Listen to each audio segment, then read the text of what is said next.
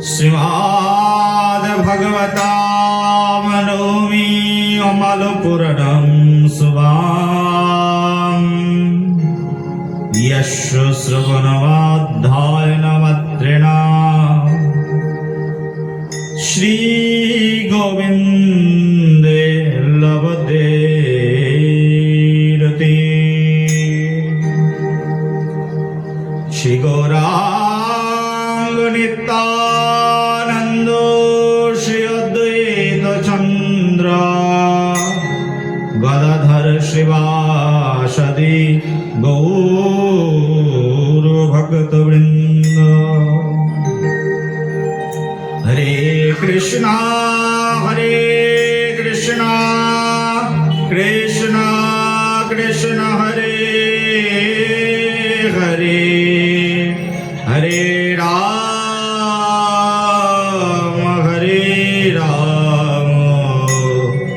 राम राम हरे हरे। जय जय कृष्णचंद्र भगवान की, बोलो राधारमण लाल की, बोलो गिरिधारी गोपाल की। हृदय गौर प्रेमानंदे हरि हरि ओम। राधे तुम दुर्भागिनी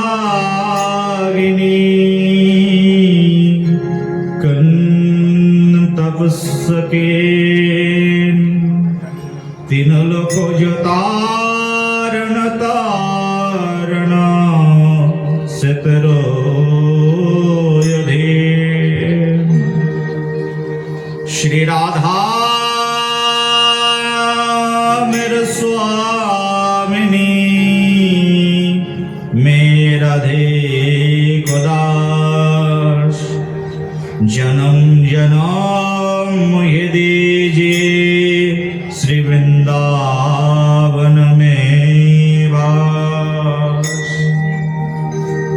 राधे राधे रटते सब बाधा मिट जाए, कोटि जन्म की आपदा राधा नाम लियाते जाए।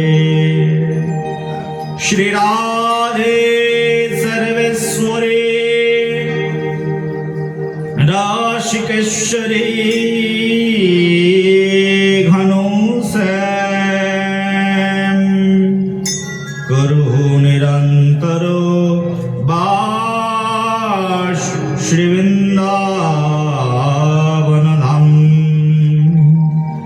जय जय राधारमण जय जय नवोलो किशोर जय गोपी चित चोर जय जय माखन चोर।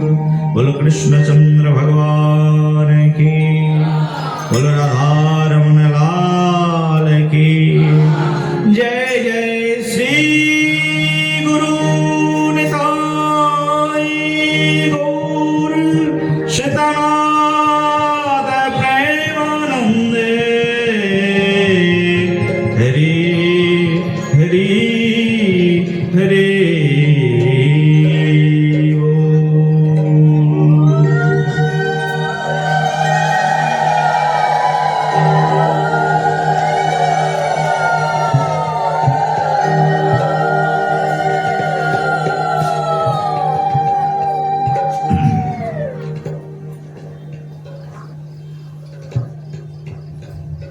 শুধু ভক্তগণ, গতদিন আমরা ভগবতের অমৃতময় রসতত্ত্ব কথা সূচনা করেছিলাম। আজকে তার অন্তিম দিবস।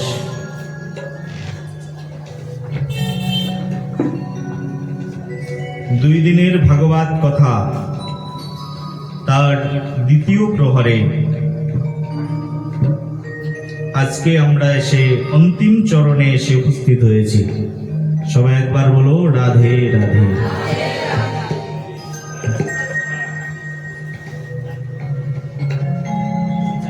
ভগবত কথা কীর্তনের প্রারম্ভ ভাগে ভগবত কথার সূচনা লগ্নে সর্বপ্রথমে আমার পরমারাধ্য পতিত পাবন শ্রী গুরু মহারাজ,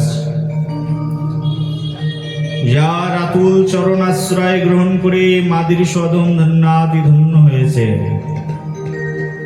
যিনি কর্ণমূলে অমৃতাক্ষর প্রদান করে মাদৃশ নরাধমকে ধন্যাতি ধন্য করেছেন, আমার পরমারাধ্য পতিত পাবন শ্রী গুরু মহারাজ, শ্রীধাম বৃন্দাবনের রাধাকুণ্ডের হরিনাম কল্পতরু প্রভুর নিত্য সেবক, গৌড়ীয় বৈষ্ণব গগনের উজ্জ্বল জ্যোতিষ্ক, নিত্যানন্দ পরিবারের কুলের ভূষণ, শ্রীপাদ নিত্যানন্দ চরণ নিত্য কিঙ্কর, গৌড়ীয় বৈষ্ণব শিরভূষণ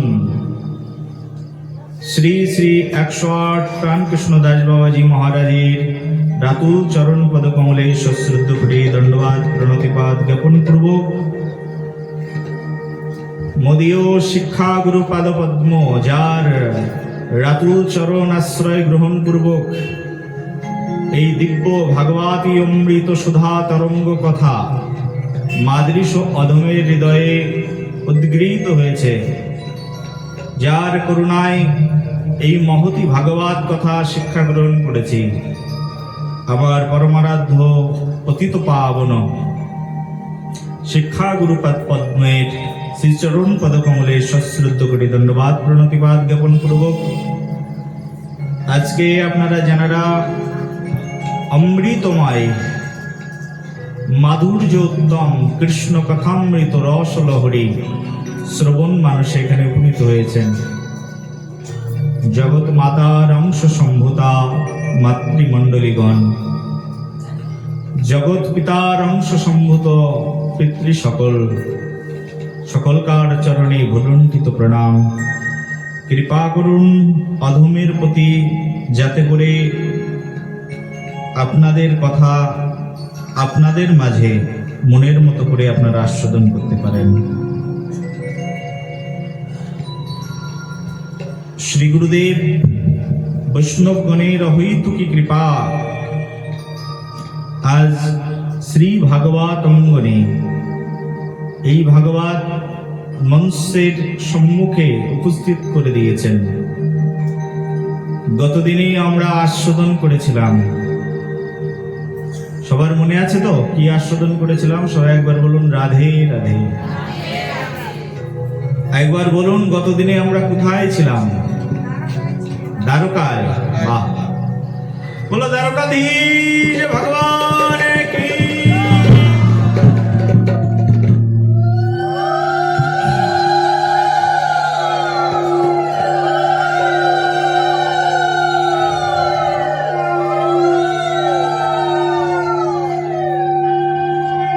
দ্বারকার ভগবানের নাম হচ্ছে দ্বারকাধীশ। দ্বারকা যিনি নিয়ন্ত্রণ করছেন তার নাম দ্বারকাধীশ। দ্বারকার ভগবান স্বয়ং ভগবান শ্রীকৃষ্ণ। আমরা সবাই দ্বারকাতে। দ্বারকার কোথায় আছে? গতদিনে সবাই বসেছিলাম দ্বারকার সুধর্ম নামক রাজসভার মধ্যে। দ্বারকায় বিশাল এক কক্ষ রয়েছে, ধর্মসভা হয় সেখানে, রাজনীতির সভা হয়, অনেক সভার আয়োজন করা হয়। আর সেই সভাস্থলের নাম হচ্ছে সুধর্ম নামক সভা। এই রাজসভাটি মূলত স্বর্গের রাজসভা। যখন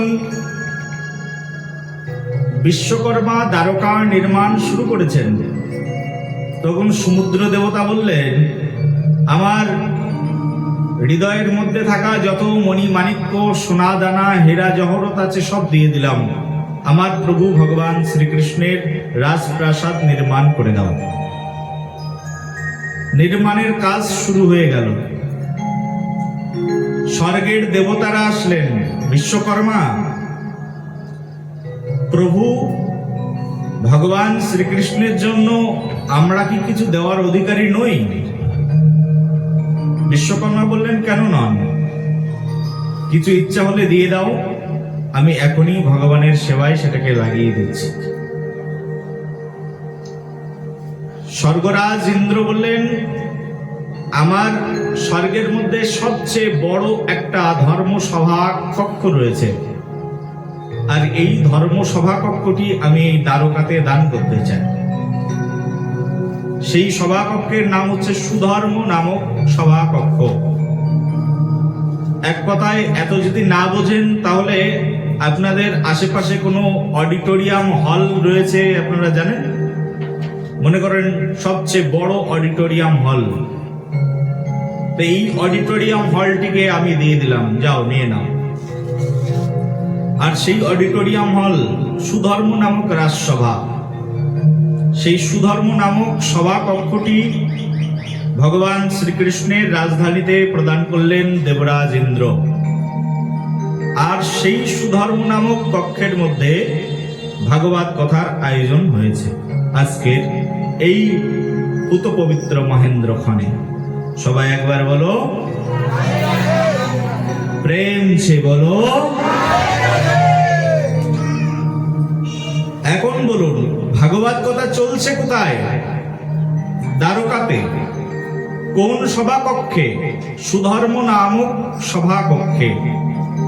এই সভাকক্ষের একটা বিশেষ বৈশিষ্ট্য শুনুন। এই সুধর্ম নামক রাজ সভাকক্ষ যেটি, এই সভাকক্ষের মধ্যে একবার প্রবেশ করলে সেই ব্যক্তির আর ক্ষুধা লাগে না, তৃষ্ণা লাগে না। তার মানে ক্ষুধা তৃষ্ণা জয় হয়ে যায়। ক্ষুধা তৃষ্ণা জয়কারী একটি কক্ষের নাম হচ্ছে সুধর্ম নামক এই সভাকক্ষ। এই সভাকক্ষের মধ্যে যতক্ষণ ধরে ভক্তরা অবস্থান গ্রহণ করেন, ততক্ষণ ধরে শীত গ্রীষ্ম বর্ষার অনুভূতি তার শরীরে জাগরিত হয় না। এই সভাকক্ষের মধ্যে প্রবেশ করলে শুধু শান্তি আর শান্তি অনুভূত হয়। জীবনে যে শান্তি কোনো ব্যক্তি কখনোই পাননি, সেই শান্তি এই সভাকক্ষের মধ্যে ঢুকলেই পাওয়া যায়। এই সভাকক্ষের বৈশিষ্ট্য হচ্ছে এরকম। এই সভাকক্ষের মধ্যে কোটি কোটি বৎসর থাকা যায়, কিন্তু মানুষের ক্ষুধা তৃষ্ণা লাগে না। এই সুধর্ম নামক সভাকক্ষটি হচ্ছে এইরকম। এটা হচ্ছে স্বর্গের সবচেয়ে বড় একটা সম্পদ। এই বড় সম্পদটি দ্বারকাতে প্রদান করেছেন দেবরাজ ইন্দ্র। এরকম অনেক বড় বড় সম্পদ আমাদের ভারতবর্ষে রয়েছে। তার মধ্যে একটা সুরভি গাভী। আমাদের ভারতবর্ষের গাভী মাতার ইতিহাসের এই সর্বশ্রেষ্ঠা গাভী নাম হচ্ছে সুরভি গাভী। এটা ভারতেরই সম্পদ। বৈকুণ্ঠের গাভী, ভগবান শ্রীকৃষ্ণের অঙ্গভূত গাভী। এই গাভী আমাদের এই আর্যাবর্ত মুনি ঋষিদের দ্বারাই এই গাভী আমাদের এই ভারতবর্ষের মধ্যে রয়েছেন। সুরভি গাভী। সুরভি গাভীকে কেউ কেউ সুরভি মাতা বলে ডাকে। এই সুরভি মাতার এত ক্ষমতা আছে যে সুরভি মাতা একদিনে 1 কোটি মানুষ, 2 কোটি মানুষ, 5 কোটি মানুষ এবং শত শত কোটি মানুষের খাবারের ব্যবস্থা করে দিতে পারে সুরভি মাতা। তার এত ক্ষমতা আছে। সুরভি মাতা আমাদের ভারতবর্ষের এমন এক গাভী যে গাভী মানুষের মনোবাঞ্ছাকেও পূরণ করে দিতে পারে। কিন্তু বড় দুর্ভাগ্যের বিষয় হচ্ছে, এই যে সুরভি মাতার কথা বলছি, এটা স্বর্গে ছিলেন। এই যে সুধর্ম রাজসভার কথা বলছি, এটাও স্বর্গে ছিল। স্বর্গ থেকে স্বর্গের দেবতাবৃন্দরা মানব কল্যাণের নিমিত্তে এই মর্তলোকে দিলেন। কিন্তু মর্তলোকের অধিবাসীরা এই সুধর্ম নামক রাজসভাটিও হারিয়ে ফেলেছেন, আর সুরভি মাতা নামক গাভীটিকেও হারিয়ে ফেলেছেন। একবার বলো রাধে রাধে। হারিয়ে ফেলেছে তার জন্য নয়, দুঃখে বলো একবার রাধে রাধে। এই সুধর্ম নামক সভাকক্ষের মধ্যে দ্বারকাতে ভাগবত কথা কীর্তন হচ্ছে, তার মানে এখানে আর ক্ষুধা লাগবে না। আর আমরা আমাদের কথার মাধ্যম দিয়ে সেই সুধর্ম নামক সভাকক্ষটি আজকে এই ক্যানিং এর মধ্যে নিয়ে এসেছি। সবাই একবার বলো প্রেম সে বলো। এখন সেই সভাকক্ষটি কোথায়? যে সুধর্ম নামক সভাকক্ষের কথা এত সময় ধরে শ্রবণ করলাম, সেই সুধর্ম নামক সভাকক্ষটি কিন্তু এখন ক্যানিং এর মধ্যেই আছে। খাওয়ার কথা ভুলে যেতে হবে, খিদে লাগবে না যদি মন দিয়ে শ্রবণ করো। তৃষ্ণা লাগবে না যদি মন দিয়ে শ্রবণ করো। নিদ্রা লাগবে না যদি মন দিয়ে শ্রবণ করো। আর মন যদি ভাগবতের মধ্যে না থাকে, তাহলে নিদ্রা তন্দ্রা তোমাকে একেবারে আদিষ্ট করে এখানেই ঘুম পাড়িয়ে দেবে। মায়ার কোলে জীবনের শেষ ঘুম। প্রেম সে বলো, বলো একবার।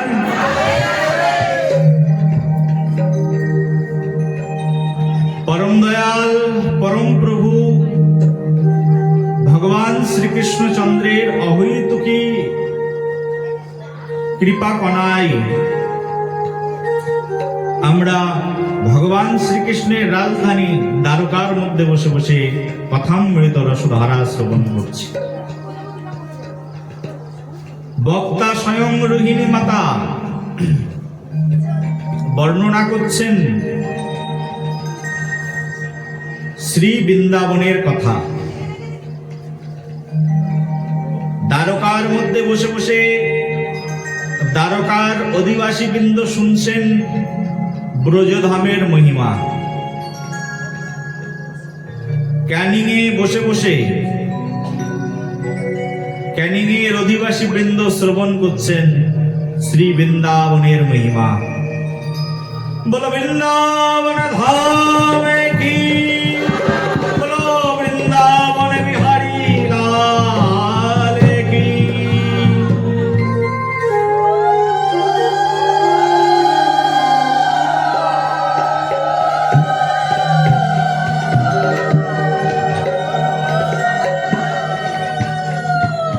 বৃন্দাবনে বসে থাকলেও কি হবে? অনেক সময় বৃন্দাবনে বসে থাকলেও মন ক্যানিং এ চলে আসে। কিন্তু ক্যানিং এ বসে থেকে যদি মন বৃন্দাবনে চলে যায়, তাহলে কেমন হয়? বলো একবার। বসে তো আছে ক্যানিং এ, কিন্তু মন চলে গেছে বৃন্দাবনে।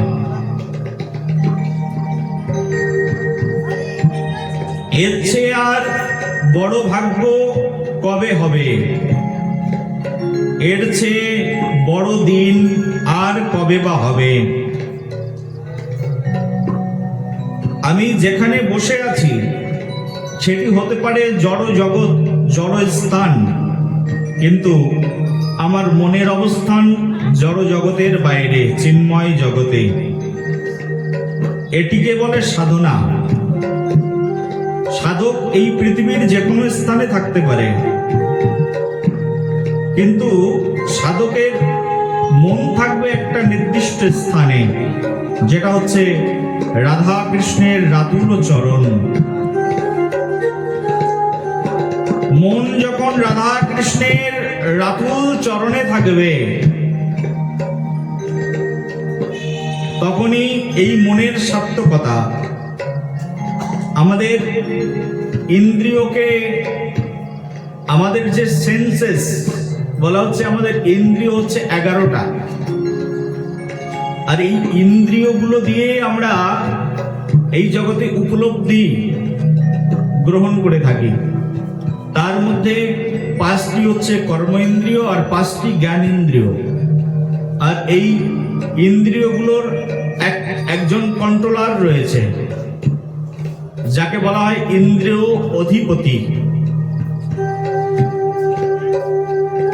এই 5টি ইন্দ্রিয়ের মধ্যে, জ্ঞান ইন্দ্রিয়গুলোর মধ্যে চক্ষু, কর্ণ, ত্বক, জিহ্বা, নাসিকা, এই 5টি হচ্ছে জ্ঞান ইন্দ্রিয়। আর 5টি রয়েছে কর্ম ইন্দ্রিয়। তার মধ্যে রয়েছে বাক, পানি, পাদ, বায়ু, উপস্থ।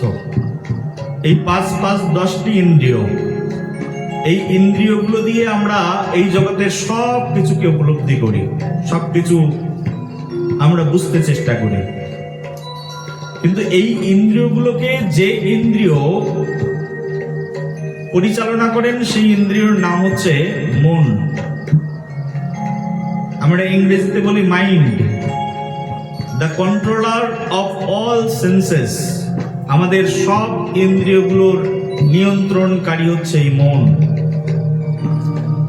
আর এই মনই এক আজব বস্তু, যে বস্তু না হলে আর অন্য কোনো ইন্দ্রিয়গুলো তার নিজস্ব কর্মক্ষমতা থাকলেও অনুভূতির স্তরে পৌঁছাতে পারে না। সেই জন্য আমাদের এই মনুষ্য সমাজে মনের গুরুত্ব সবচেয়ে বেশি। মন যদি ভাগবত আসরে না থাকে, ভাগবত শুনে যাচ্ছি, শুধু দেহটাই পড়ে থাকলো, কিন্তু মন চলে গেল নিজের রন্ধনশালায়, মন চলে গেল গোশালায়, মন চলে গেল মদের আসরে, মন চলে গেল সিনেমা হলে, কিন্তু শরীরটাই শুধু পড়ে থাকে। আমরা এখানে বসে আছি ক্যানিং এ, কিন্তু আমরা চলে গেছি এখন শ্রী বৃন্দাবনে। বলো বৃন্দাবন ধামে কি, বৃন্দাবনে বিহারী লাল কি।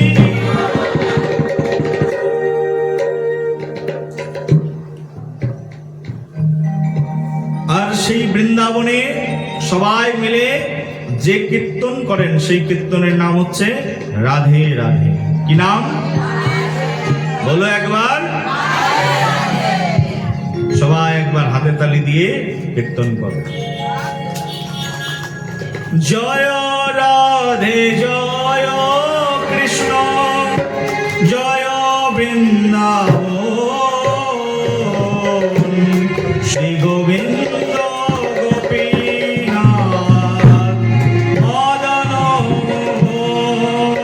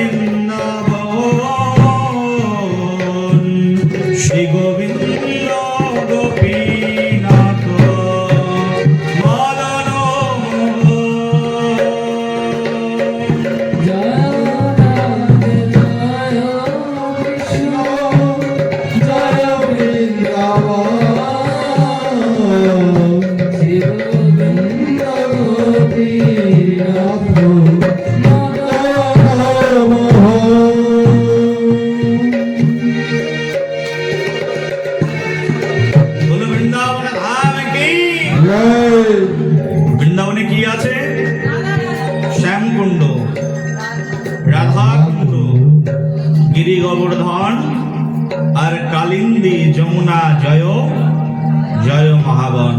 আর কি আছে বৃন্দাবনে? আচার্যপাদ গাইছেন, বলি কেশি ঘাট বংশী বট দ্বাদশ কানন, যাহা সব লীলা হইল শ্রীরঙ্গনন্দন। কেশি ঘাট বংশী বট দ্বাদশ কানন, লীলা কইল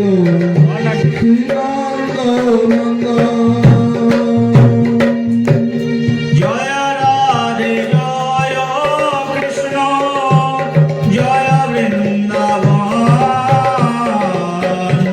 শ্রী গোবিন্দ গোপীনাথ মদন মোহন।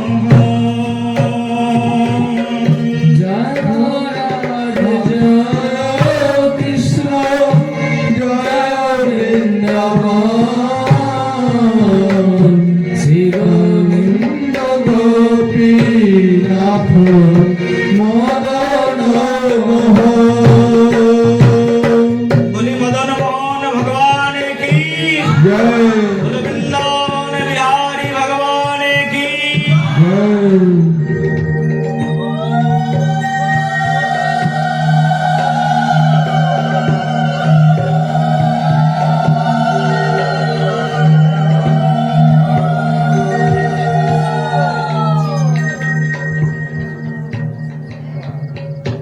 ভক্তগণ, আমি মনে করি যে যত জায়গায় ভাগবতের কথা হয়েছে এর চেয়ে আর বড় জায়গা মনে হয় আর কোথাও নেই। দেখুন, এই ভাগবতের কথা শিবজি কীর্তন করেছেন একেবারে পর্বত শৃঙ্গের উপরে বসে বসে শুনেছেন পার্বতী মাতা। যেখানে বসে কীর্তন করেছেন সেখানকার নাম হয়ে গেছে অমরনাথ। অমর কথা কীর্তন হয়েছে, ভাগবত কথা নাম হয়ে গেছে অমরনাথ। বলো অমরনাথ ভগবান কি, অমর কথা কি। শিবজি কীর্তন করেছেন ভাগবত, পার্বতী মাতা শ্রবণ করেছেন।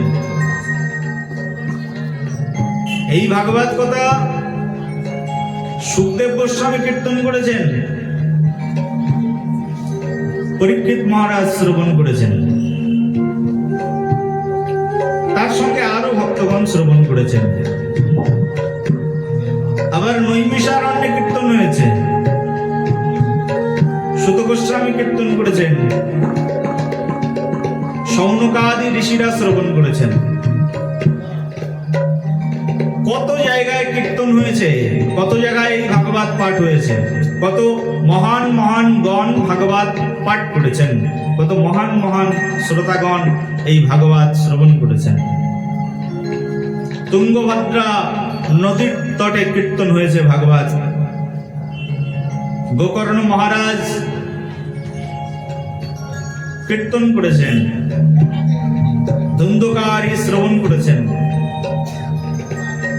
কত মহান মহান ঋষিগণ কীর্তন করেছেন, কত মহান মহান ভাগবতী শ্রোতাগণ শ্রবণ করেছেন।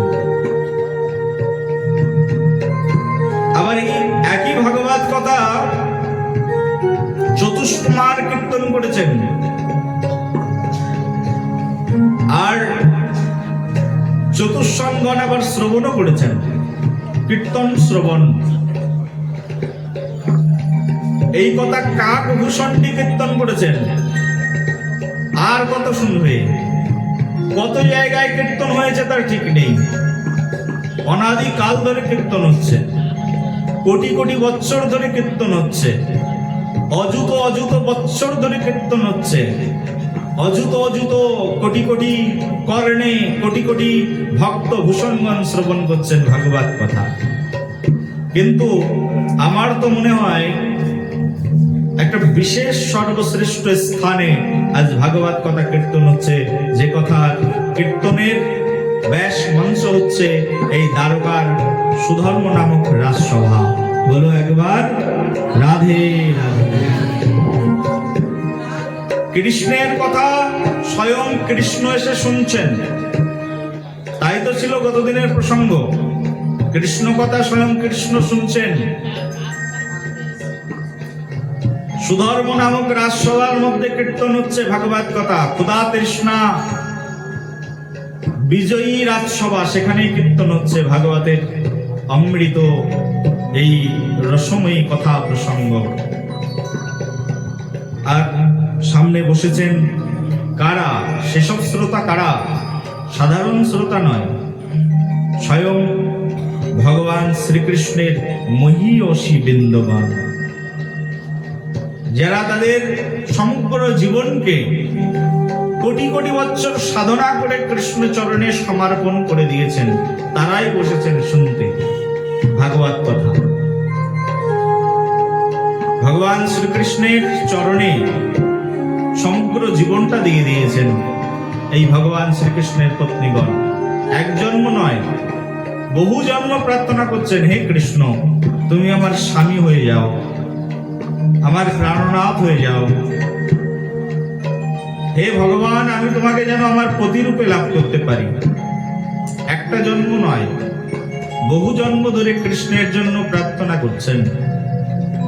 আর বহু জন্ম প্রার্থনা করতে করতে করতে করতে আজকে দাপর যুগে সেই শুভ মহেন্দ্র ক্ষণ এসেছে, যে ক্ষণে যে মুহূর্তে আজ প্রাণবল্লভ পরম পুরুষ ভগবান শ্রীকৃষ্ণকে তারা স্বামী রূপে পেয়েছেন। তারা বসেছেন আজকে ভাগবত কথা শুনতে। যাদের ধ্যান কৃষ্ণ, যাদের জ্ঞান কৃষ্ণ, যার মনন কৃষ্ণ, যার স্মরণ কৃষ্ণ, যার জীবনের স্পন্দন কৃষ্ণ, সবকিছু কৃষ্ণময়, যে সকল সখী বৃন্দের, যে সকল মহীয়সী বৃন্দের, সেই সকল মহীয়সীগণ আজকে ভাগবত কথা শুনছেন। আর বর্ণনা করছেন কে? সেই উত্তম বক্তা, ছোটকাল থেকে যিনি কৃষ্ণকে কোলে পিঠে করে মানুষ করেছেন, প্রাণাধিক প্রিয় বলে মানুষ করেছেন, যার সেবার জন্য নিজের পুত্রকে পর্যন্ত উৎসর্গ করে দিয়েছেন, স্বয়ং বলরামকে দিয়ে দিয়েছেন যাও কৃষ্ণের সেবা করো। সেই রোহিণী মাতা, যার সারা জীবনটা সাধনাময় জীবন, পরম সাধ্যী সাধিকা, আজকে দ্বারকার সভাকক্ষের মধ্যে বসে বসে ভাগবত কথা কীর্তন করছে।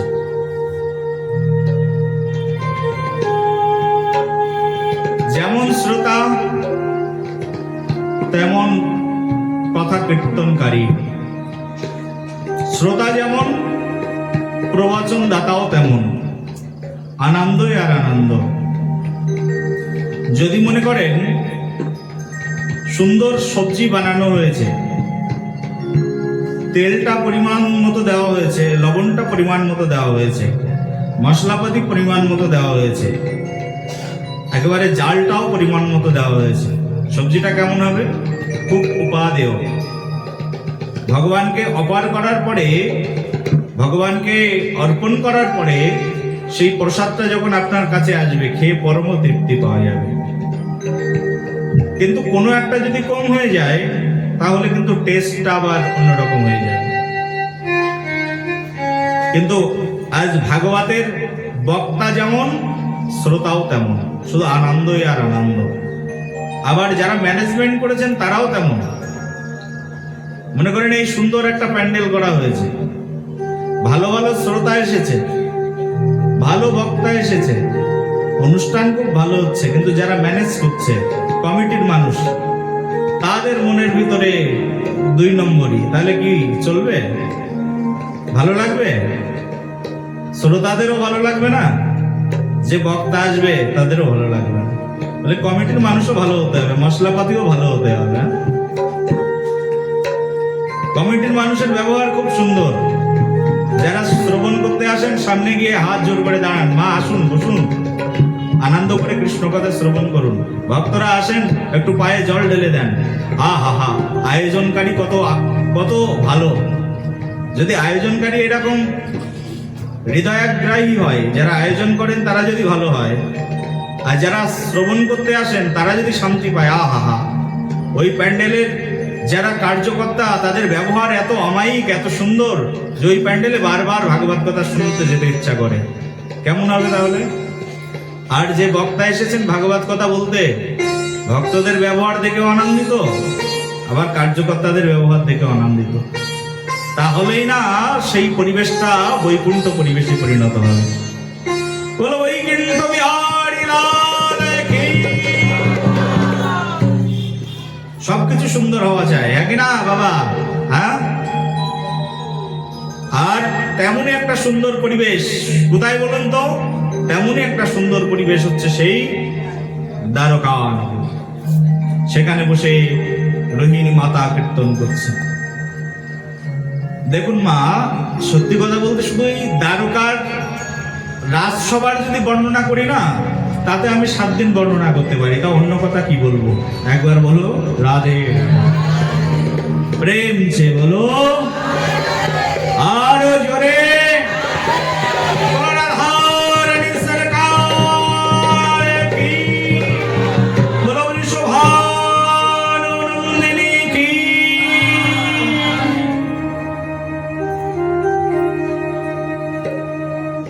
এই মধুর দ্বারকা নগরীতে ভাগবত কথার মহাসমাহার, ভাগবত কথা কীর্তন হচ্ছে।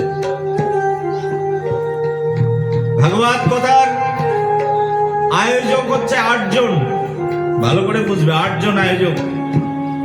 ভগবান শ্রীকৃষ্ণের 8 জন প্রধান পাটরানী আয়োজন করেছেন ভাগবত কথা। আর 16,100 জন স্ত্রী আছেন, তারা এই প্রধান পাটরানীগণের খুব শ্রদ্ধা করেন এবং তাদের তত্ত্বাবধানে জীবনযাপন করেন। আমাদের গৌড়ীয় বৈষ্ণব জগৎটা হচ্ছে আনুগত্যময়। এখানে কেউ ইন্ডিপেন্ডেন্ট নয়, প্রত্যেককে কারো না কারোর আনুগত্য থেকে জীবনযাপন করতে হয়। একটা ডিসিপ্লিন আছে, আমাদের সমাজের যেমন একটা ডিসিপ্লিন আছে, নিয়ম আছে, আমাদের ভাগবত জগতেরও তেমন একটা নিয়ম আছে। নিয়মের বাইরে গেলেই সব কিছু নষ্ট হয়ে যাবে। মনে করুন পৃথিবীটা ঘুরছে, সূর্যটা একদিক দিয়ে যাচ্ছে, চন্দ্র একদিক দিয়ে, নক্ষত্র রাজি একদিক দিয়ে। যদি একটা আরেকটার পথ রেখাকে অতিক্রমণ করে, তাহলে একটা বিশাল ধ্বংসযজ্ঞে পরিণত হয়ে যাবে। ডিসিপ্লিন আছে প্রত্যেকটা বস্তুর চলাফেরার। তেমনি ভাবে এই জগতেরও একটা মাপকাঠি আছে, এখানকার একটা নিয়ম আছে, শৃঙ্খলা আছে। ভক্তি জগতেরও একটা ডিসিপ্লিন আছে, একটা নিয়ম আছে। নিয়মের বাইরে যখনই চলে যাবে তখনই বড় দুর্যোগ হয়ে যাবে। ট্রেনটা যাচ্ছে যাচ্ছে যাচ্ছে, সিগন্যাল নেই। ট্রেন যদি, যিনি ট্রেনটাকে চালনা করছেন তিনি যদি ট্রেন চালিয়ে দেয়, গ্রিন সিগন্যাল পায়নি, ট্রেন চালিয়ে দিল, কি হয়ে যাবে? যে কোনো সময় আরেকটা ট্রেনের সঙ্গে ধাক্কা লেগে যাবে, হাজার হাজার প্রাণ নষ্ট হয়ে যাবে। সেই জন্য সবকিছুর একটা শৃঙ্খলা আছে মা, শৃঙ্খলা ছাড়া চলে না। দ্বারকার অনেক বড় শৃঙ্খলা। দ্বারকায় 16,100 জন স্ত্রী ভগবান শ্রীকৃষ্ণের, কিন্তু 8 জন পাটরানীর তত্ত্বাবধানে তারা পরিচালিত হয়। ভগবান শ্রীকৃষ্ণের প্রধান মহিষী হচ্ছেন রুক্মিণী মাতা। যেখানে ভগবান শ্রীকৃষ্ণ থাকেন সেখানে সঙ্গে সঙ্গে রুক্মিণী মাতা তার সঙ্গে বিরাজমান থাকেন। রুক্মিণী মাতাকে সত্যভামা, মিত্রবৃন্দা আদি যত ভগবান শ্রীকৃষ্ণের পাটরানীগণ আছেন সবাই তাকে ফলো করেন। প্রত্যেকের আলাদা আলাদা সেবা রয়েছে। জাম্ববতীর সেবা একরকম, আবার সত্যভামার সেবা আর একরকম। সেবার ভেদ রয়েছে, কিন্তু সেবার বিভিন্ন ধরনের ভেদ থাকলেও সব কিছুর মধ্যে একটা সমন্বয় মিল বিন্যাস রয়েছে সেই দ্বারকা নগরীতে ভগবান শ্রীকৃষ্ণের সেবায়। একইভাবে শ্রী বৃন্দাবনে ভগবান শ্রীকৃষ্ণের প্রধান 8 জন সখী রয়েছেন, যাদেরকে বলা হয় অষ্টসখী। এই অষ্ট বস্তু ভগবান শ্রীকৃষ্ণের খুবই প্রিয়। শ্রীমান মহাপ্রভু মুখ দিয়ে 8টা শ্লোক বলেছেন। 10টা বলতে পারতেন, কিন্তু 10টা না বলে 8টা বলেছেন। এটাকে বলে অষ্টক।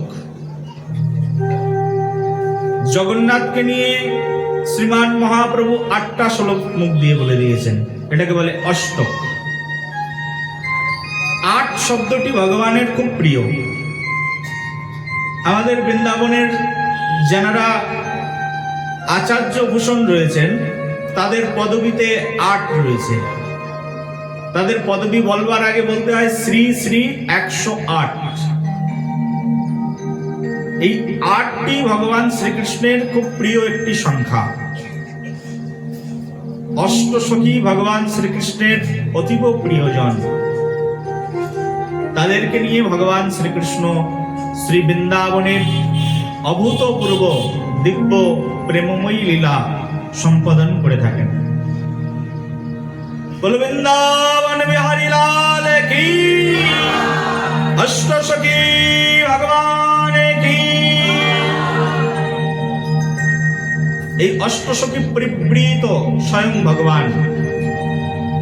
আর এই অষ্টসখীর যিনি শিরোমণি, তিনি হচ্ছেন স্বয়ং শ্রীমতী রাধারানী। অষ্টসখীর যিনি শিরোমণি, তিনি হচ্ছেন রাধারানী। এই রাধারানীর তত্ত্বাবধানে অষ্টসখীগণ পরিচালিত হয়। অষ্টসখীর তত্ত্বাবধানে আর সকল সখীগণ শতসখীগণ পরিচালিত হয়। তাদের তত্ত্বাবধানে আবার মঞ্জুরিগণ পরিচালিত হয়। এভাবে একটা ক্রমবিন্যাস রয়েছে, একটা শৃঙ্খলা রয়েছে। এটাকে বলে আনুগত্যতা। আজ্ঞায় করিব সেবা চরণার বৃন্দ। আমাদের সেবাটা সবসময় কারো না কারোর আজ্ঞায় হয়। যেমন মনে করুন, এই যে একটা ফুল, এই ফুলটাকে আমার ইচ্ছা হলো ফুলটা আমি ভগবান শ্রীকৃষ্ণের সেবায় দেব, শ্রীকৃষ্ণকে একটা ফুল অর্পণ করব। কিন্তু আপনি ইচ্ছা করলে এই ফুলটা ভগবান শ্রীকৃষ্ণের সেবায় একা একা দিতে পারেন না। এই ফুলটাকে প্রথমে আপনাকে চয়ন করতে হবে। চয়ন করার পরে এই ফুলটাকে নিয়ে আপনার শ্রী গুরুদেবের হস্তে অর্পণ করতে হবে। গুরুদেবকে বলতে হবে, হে গুরুদেব, কৃপা করে আমার এই পুষ্পটা, আমার খুব ইচ্ছা হয়েছে পুষ্পটা ভগবান শ্রীকৃষ্ণের চরণে পৌঁছে দেওয়ার, একটু কৃপা করে পৌঁছে দিন। আপনি ছুড়ে দেবেন ওং নমো ঢং নমো বলে, আর আপনার ফুলটা ভগবান গ্রহণ করবে, এটা কখনোই মনে করবেন না। বলে একবার রাধে রাধে। কলিযুগের মানুষের সবচেয়ে বড় ভ্রম হচ্ছে এটি, তারা মনে করে যে আমি যা করব ভগবান তাই গ্রহণ করবে। তোমার কোনো কিছুই ভগবান গ্রহণ করেন না। বলে আমার মন, আমার টাকা, আমার কমিটি, আমার সব, আমার কথা ভগবান গ্রহণ করবেন না। বলে অহংকারীর কোন অহংকার ভগবান, বিন্দু পরিমাণ অহংকার ভগবান গ্রহণ করেন না। ভগবানের এত সময় নেই, আপনি কিছু দেবেন আর ভগবান আপনার সেই বস্তু নেবেন। আর আপনার দেওয়ার মতো কি আছে এই পৃথিবীতে যে আপনি দেবেন? এই যে সুন্দর পৃথিবীটা পেয়েছি, তিনিই তো দান করেছেন। শস্য শ্যামলিমা পূর্ণ বসুন্ধরা কে দান করেছেন? ভগবানই তো দিয়েছেন। রান্না করে চাল ডাল অনেক কিছু রান্না করে ভগবানকে 56 ব্যঞ্জন ভোগ লাগাচ্ছি, ভগবান খাও। আরে 56 ব্যঞ্জন তুমি কোথায় পেয়েছো? যা কিছু পেয়েছো সব তো তারই জিনিস, তার জিনিস, তাকে দিয়ে তুমি আবার কিসের ক্রেডিট কিনতে চাইছো? কোনো কিছু আছে তোমার যে তুমি ভগবানকে দিতে পারো? যা দেবে সব তো তার। ঘর বাড়িটা কার? তার। কদিন পরে এই ঘর বাড়ি ছেড়ে তোমাকে চলে যেতে হবে, যার ঘর তাকে দিয়েই তো চলে যেতে হবে। তুমি এই পৃথিবীতে জন্মানোর সময় কি নিয়ে এসেছিলে? হাতে করে ঘর বাড়ি, টাকা পয়সা, বিল্ডিং, অর্থ বৃত্ত কিছু নিয়ে এসেছিলে? আর যাওয়ার সময় কি কিছু সাথে করে নিয়ে যাবে? তাহলে কি আছে তোমার? কি দিতে পারো তুমি ভগবানকে? যা কিছু দিচ্ছি তারই জিনিস তাকেই দিচ্ছি, তা আমার তো কিছু নেই। কিন্তু আমাদের বিশেষ করে কলিযুগের মানুষের কিছু থাকুক আর না থাকুক একটু অহংকার আছে। একবার বলো রাধে রাধে, প্রেম সে বলো। ভগবান কখনো অহংকারীর কোনো বস্তুকে গ্রহণ করে না। একটা পুষ্প যদি তুমি ভগবানকে অর্পণ করতে চাও, এই পুষ্পটা অর্পণ করারও অনেক পদ্ধতি আছে, অনেক প্রসেস আছে। ফুলটা ভগবান ডাইরেক্ট গ্রহণ করেন না, কারোর হাতের জিনিস ভগবান ডাইরেক্ট গ্রহণ করেন না, শৃঙ্খলা আছে। ভগবান বিশেষ কিছু চায় না। ভগবানকে কি দেওয়া যায়? ভগবান ভগবদ গীতায় বলছেন, পত্রাম পুষ্পম ফলম ত্বম ইয়ে মে ভক্তো প্রযচ্ছতি তদাহং ভক্তোপহারিতাম अस्मामि प्रियात्मनम। ভগবান ভগবদ গীতার মধ্যে বলছে আমাকে অন্য কিছু দেওয়ার দরকার নেই, সবকিছুতে আমি সন্তুষ্ট হই না। আমি সন্তুষ্ট হই কিসে? ভগবান বলছেন পত্রাম পুষ্পাম ফলম ত্বম, আমাকে পত্র দাও, পুষ্প দাও, আর ফল আর জল দাও, এতে সন্তুষ্ট আমি। তাই একটা ফুল যদি তুমি ভগবানকে দিতে যাও, তাও তোমাকে অনেক সিস্টেম মেনটেন করতে হয়। বিশেষ করে যদি আপনারা এখানে যারা আছেন, একবার আমাদের শ্রীধাম বৃন্দাবনে আসুন, আর বৃন্দাবনে এসে একবার রাধারমন মন্দিরে যাবেন বা বাঙ্কে বিহারী মন্দিরে যাবেন, দেখবেন কতটা মানুষের পিছন দিয়ে ঠেলতে ঠেলতে ঠেলতে ঠেলতে আপনাকে যেতে হয়। ভগবানকে একটা ফুলের মালা নিয়ে যাবেন, কিন্তু আপনার দেখানোর, ভগবানকে চড়ানোর কোনো সুযোগ নেই। কিন্তু আপনি চড়াতে পারবেন, ভগবানকে দিতে পারবেন, কিন্তু আপনি যদি সিস্টেম মেনটেন করেন তাহলে দিতে পারবেন। ভগবানের গলায় যদি মালা দিতে হয়, তাহলে ভগবানের ভক্তদের কাছে যেতে হবে, তাদের কাছে হাত পা জড়িয়ে ধরে বলতে হবে যে আমি ভগবানের জন্য আমার বাগান থেকে ফুল তুলে সেই ফুল দিয়ে মালা গেঁথেছি, আর সেই মালাকে পরিপাটি রূপে প্রস্তুত করে নিয়ে এসেছি আজকে স্বয়ং প্রভু ভগবান শ্রীকৃষ্ণকে দেওয়ার জন্য। কৃপা করে এই মালাটি ভগবানকে পরিয়ে দিন। অনুনয় বিনয় করে বলতে হবে। তারা আবার তাদের কর্তৃপক্ষকে বলবে, কর্তৃপক্ষ আবার মন্দিরের প্রধানকে বলবে, মন্দিরের প্রধান আবার মন্দিরের প্রধান পূজারীকে বলবে, প্রধান পূজারী আবার ওই দিনে যে পূজা করছেন তাকে বলবেন, তিনি তার অ্যাসিস্ট্যান্টকে বলবেন, তিনি তার অ্যাসিস্ট্যান্টকে বলবেন। এবার আপনার মালাটা তার কাছে চলে যাবে, তিনি এবার সেই মালাটাকে চন্দন দিয়ে প্রস্তুত করবেন। আবার চন্দন দিয়ে প্রস্তুত করার পরে সেই মালাটা ওই দিনে যিনি নিত্য সেবায় রয়েছেন তার হাতে অর্পণ করবেন, তিনি এবার ভগবানকে পড়াবেন। বলো রাধে রাধে, প্রেম সে বলো। ভগবানের কাছে পৌঁছাতে কতজনে হাত বদল হতে হলো বুঝতে পারছেন তো? একটা মালা, আপনারই গাথা মালা, কিন্তু কতজনের হাত বদল হয়ে তারপরে ভগবানের কাছে যায়। সেই জন্য ডাইরেক্ট কোনো বস্তু ভগবানকে অর্পণ করা যায় না, শৃঙ্খলা আছে। এই পুষ্পটা ভগবানকে দিতে গেলে আগে শ্রী গুরুদেবের কাছে যেতে হয়। গুরু ছাড়া কেউ যদি মনে করে যে আমি ভগবানকে কিছু খাওয়াবো, ভগবানকে কিছু উপহার দেব, সেটা উড়ো হয়ে গোবিন্দায় নমঃ হয়ে যায়, কিন্তু ভগবানের কাছে যায় না। বলো একবার। কোনো কিছু অর্পণ করতে গেলে আগে শ্রী গুরুদেবের বন্দনা, গুরুদেবকে প্রদান করতে হয়। হে গুরুদেব, আমি আজকে একটা পুষ্প চয়ন করেছি, কৃপা করে এটা আমি রাধারানীকে দিতে চাই। গুরুদেবের হস্তে পুষ্পটাকে অর্পণ করতে হয়। গুরুদেব নিজে হাতে পুষ্পটাকে গ্রহণ করেন। এখন গুরুদেব এই পুষ্পটাকে নিয়ে তার গুরু পরম্পরার কাছে চলে যান। আমার গুরুদেব তার গুরুদেবকে বলবেন যে আমার শিষ্য সুন্দর পুষ্প চয়ন করেছে, কৃপা করে হে গুরুদেব আপনি এই পুষ্পটাকে গ্রহণ করুন। সেই আমার গুরুদেবের গুরুদেব তার গুরুদেবকে বলবেন, তার গুরুদেবকে বলবেন, তিনি তার হস্তে দেবেন, তিনি তার হস্তে দেবেন। এভাবে গুরু পরম্পরা ক্রমে এই পুষ্পটি একেবারে মঞ্জুরির কাছে এসে পৌঁছে যাবে। গুরু মঞ্জুরির হস্ত দিয়ে এই পুষ্প আস্তে আস্তে এবার সখীদের কাছে আসবে। সখীদের কাছে আসবার পরে তাদের মধ্যে প্রধান সখী সেগুলোকে ভালো করে নিরীক্ষণ করে দেখবেন, সেই পুষ্পের মধ্যে কোনো কাঁটা আছে কিনা, সেই পুষ্পের মধ্যে কোনো দুর্গন্ধ আছে কিনা, সব ভালো করে পরীক্ষা হবে। সেই সখী আবার তিনি যে সখীর আনুগত্যে ভজন করছেন সেই সখীর হাতে দেবেন। তিনি আবার দেখবেন এটা স্বয়ং প্রভু শ্যামসুন্দরের গলে যাবে, দেখে নিয়ে একটাও কাটা আছে কিনা, এই পুষ্প পরানোর পরে প্রভু শ্যামসুন্দরের কোনো কষ্ট হবে কিনা ভালো করে দেখে নেবেন। তারপরে তিনি আবার আরেক সখীকে দেবেন, তিনিও ভালো করে দেখে নেবেন। কতজন ওয়াচম্যান দেখুন, কতজন পরীক্ষা করছে। একটা কোষ্ঠী পাথরও এতবার পরীক্ষা করা হয় না যতবার একটা পুষ্পকে, একটা কোনো নিবেদিত বস্তুকে ভগবান শ্রীকৃষ্ণের কাছে দেওয়ার জন্য পরীক্ষা করা হয়।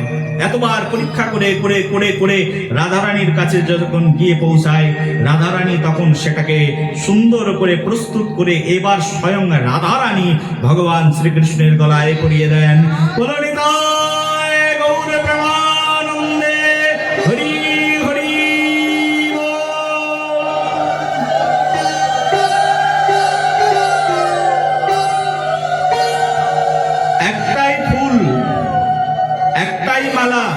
কিন্তু কতজনে হাত বদল হতে হতে পরীক্ষা করতে করতে রাধারানীর কাছে এসে পৌঁছায়।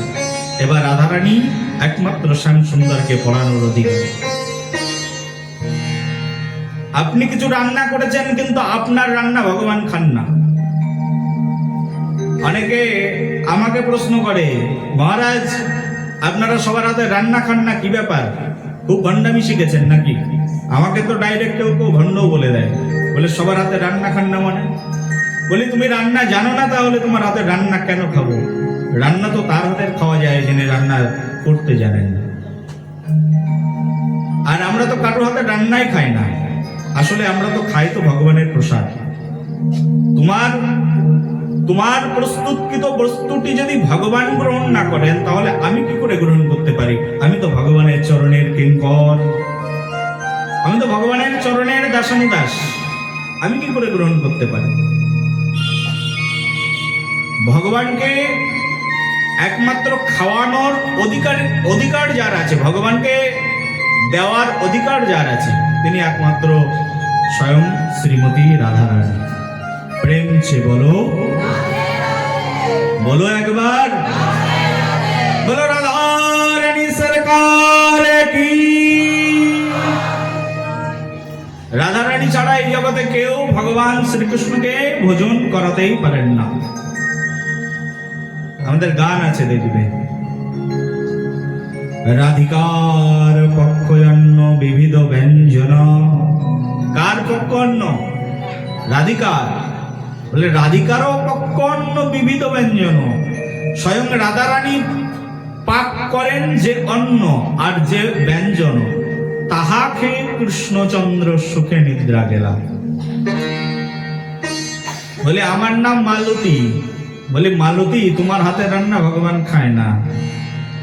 বলে আমার নাম নন্দিনী। বলে ওর হাতের রান্না ভগবান খায় না। ভগবান এই জগতে শুধুমাত্র রাধারানীর হাতের রান্নাই খায়।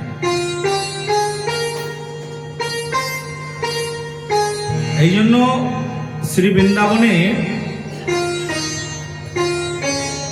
ভগবান শ্রীকৃষ্ণকে মাঝে মধ্যে খাওয়ানোর জন্য স্বয়ং রাধারানীকে ডেকে নিয়ে আসতেন মা যশোদা।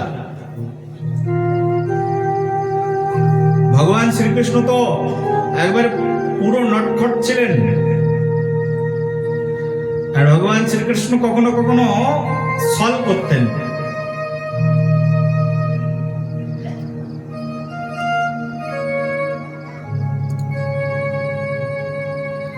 ভগবান শ্রীকৃষ্ণের ছল এরকম যে ভগবান শ্রীকৃষ্ণ কখনো কখনো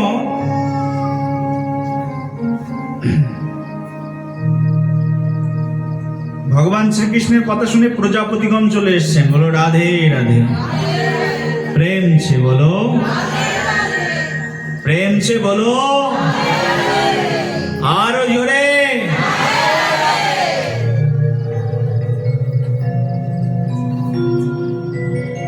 ভগবান শ্রীকৃষ্ণ কখনো কখনো এমন অভিনয় করতেন যে কখনো কখনো তিনি অসুস্থতার ভান করতেন, রোগগ্রস্ত হওয়ার ভান করতেন, ভান করে পুরো পড়ে থাকতেন, গায়ে জ্বর নেই কিন্তু এমন এক ভাব করতেন যে গায়ে জ্বর চলে এসছে। মা যশোদা তো ভোলা ভালা, একেবারে কৃষ্ণের কপালে হাত দিয়েছেন, আরে কানাই কানাই তোমার তো জ্বরে আক্রান্ত হয়ে গেছো।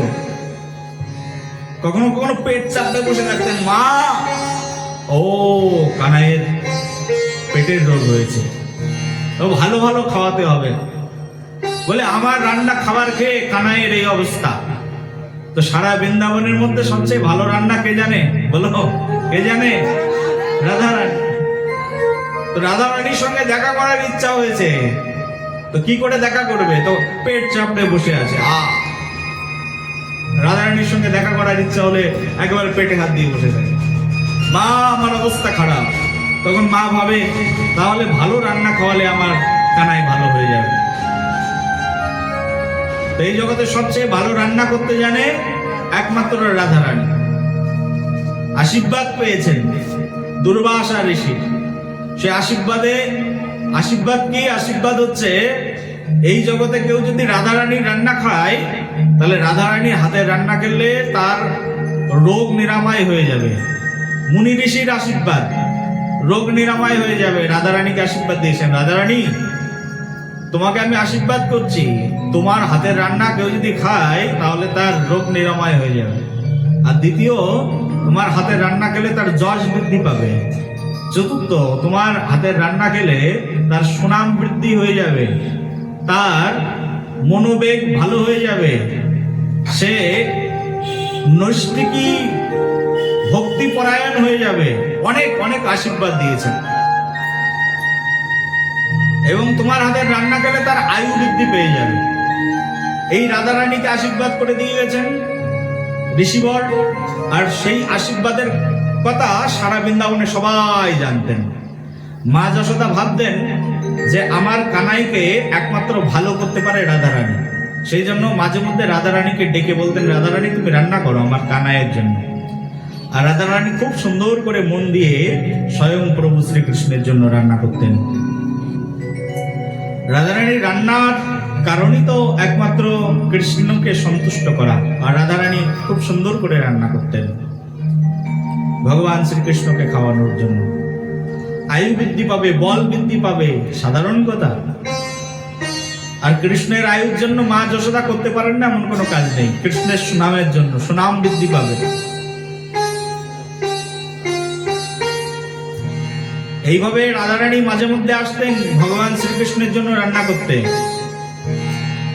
আর ভগবান শ্রীকৃষ্ণ সেই রাধারানীর অর্পিত বস্তুই একমাত্র আহার করতেন। সেই জন্য মাতৃগণ, এই জগতে ভগবান কিন্তু সবার হাতে রান্না গ্রহণ করেন না।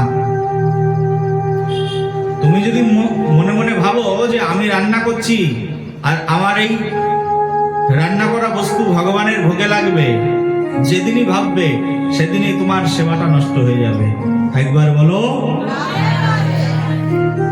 সেই জন্য রান্না করবার আগে আমি তো আমাদের শিষ্যদেরকে প্রশিক্ষণ দিয়ে নিই, এই শোনো, রান্না করার আগে মনোভাবটা যেন রাধারানীর চরণে অর্পিত হয়ে যায়। রান্না করার আগে মনটা আগে রাধারানীর চরণে নিবিষ্ট করে নাও। রান্না করবার আগে ভেবে নাও আমি রাধুনী নই। রান্না করার আগে বুকে হাত দিয়ে ভাবো আমি রাধুনী নই, আমি কি? আমি রাধারানীর কিঙ্করী। হে রাধারানী, আমি তোমার সেবিকা, একমাত্র তুমিই পারো রান্না করতে, আর আমি তোমার অনুগত মঞ্জুরি, আমি তোমার সেবায় শুধু সহযোগিতা করতে পারি। এই ভাব নিয়ে কেউ যদি রন্ধনশালায় প্রবেশ করেন, তাহলে ওই ব্যক্তির রন্ধনই শুধুমাত্র একমাত্র ভগবান শ্রীকৃষ্ণের সেবায় লাগে, না হলে অন্য কারোর হাতের রান্না কখনো ভগবান শ্রীকৃষ্ণের সেবায় লাগে না। একবার বলো, প্রেম সে বলো।